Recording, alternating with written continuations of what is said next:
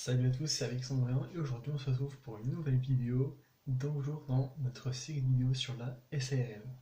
Alors dans cette deuxième vidéo, on va voir donc l'imposition de la SARL. Donc alors dans cette vidéo, on va parler de la SARL AIS, de la SARL AIR et de la TVA. Alors ce qu'il faut savoir, c'est que en principe, la SARL est soumise à l'IS, c'est-à-dire l'impôt sur les sociétés. Alors, lorsque c'est l'impôt sur les sociétés, ça veut dire que les règles fiscales qui s'appliquent, ce sont celles qui concernent les sociétés soumises à l'IS.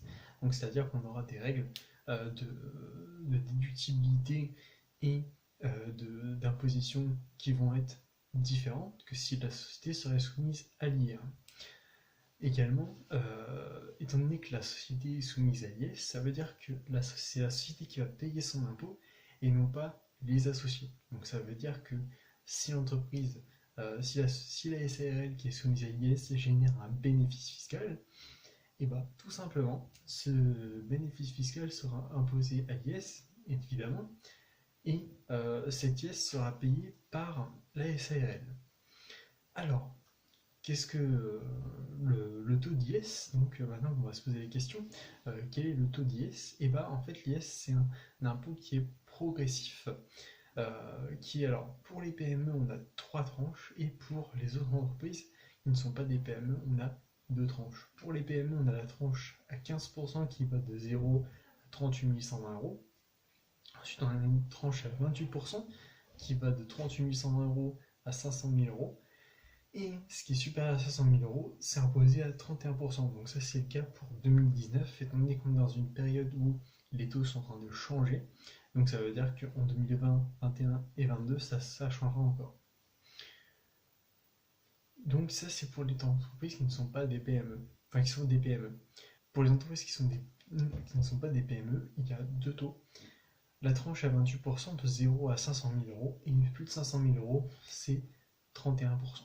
Alors bien sûr, ces seuils, c'est le bénéfice fiscal qui est retenu et non pas le chiffre d'affaires, évidemment. Alors en ce qui concerne par contre la SARL AIS, les plus-values, ça va être la plus-value des professionnels de l'IS. Alors aussi on peut avoir une SARL qui est soumise à l'IR. Et donc là il y a deux cas de figure. Le premier cas de figure c'est la SARL de famille. Le deuxième cas de figure, c'est la SARL qui n'est pas de famille mais dont l'option a été optée. Pour ce deuxième cas, il faut remplir un certain nombre de conditions. La SARL ne doit pas être cotée en bourse, donc c'est pas possible, ça tombe. La SARL doit employer moins de 50 salariés. La SARL doit être créée depuis moins de 5 ans lorsque elle opte pour cette option-là. Elle doit réaliser un chiffre d'affaires où elle a un total au bilan inférieur à 10 millions d'euros. Les droits de vote sont détenus par au minimum 50% par des associés personnes physiques, c'est-à-dire vous et moi, et non pas des autres sociétés. Et il doit y avoir au moins 34% des droits de vote qui doivent être détenus par une personne physique exerçant une fonction de direction. Et le dernier critère, c'est qu'il faut qu'il y ait au moins 34% des droits de vote qui soient détenus par quelqu'un exerçant une fonction de direction dans la SARL, donc notamment le gérant.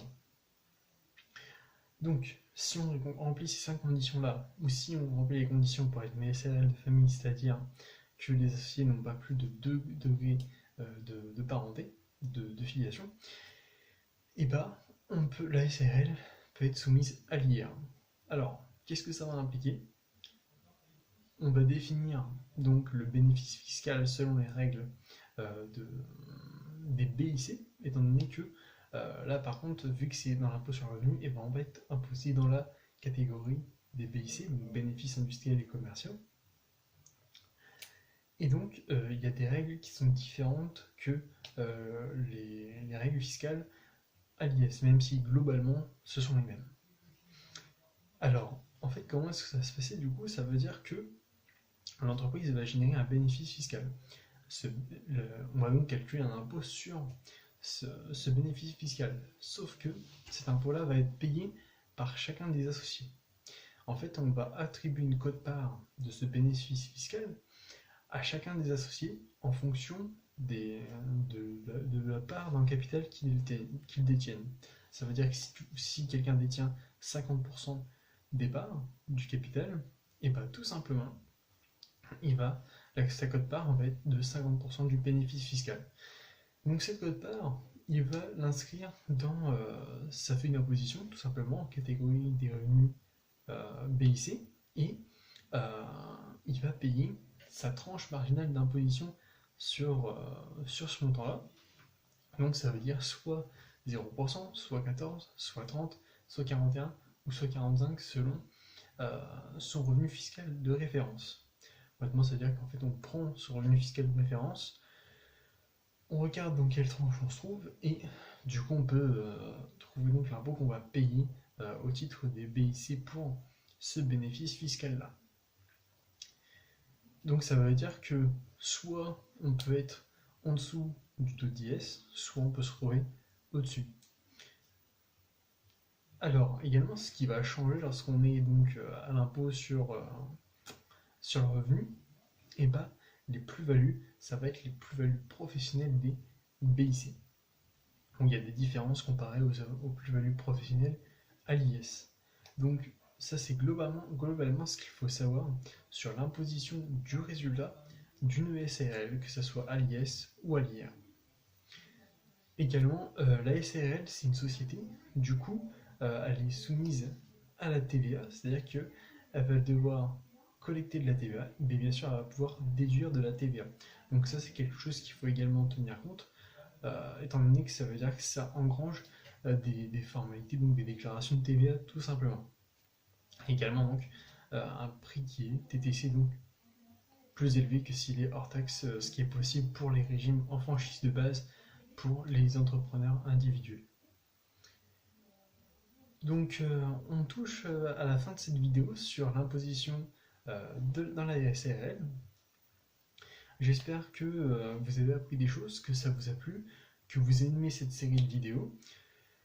Si vous aimez cette série de vidéos et si vous voulez en savoir plus, gratuitement bien sûr, sur les sociétés, et ben, je vous invite à vous abonner et activer les notifications. Comme ça, vous allez pouvoir suivre toutes les vidéos que je vais sortir à ce sujet-là.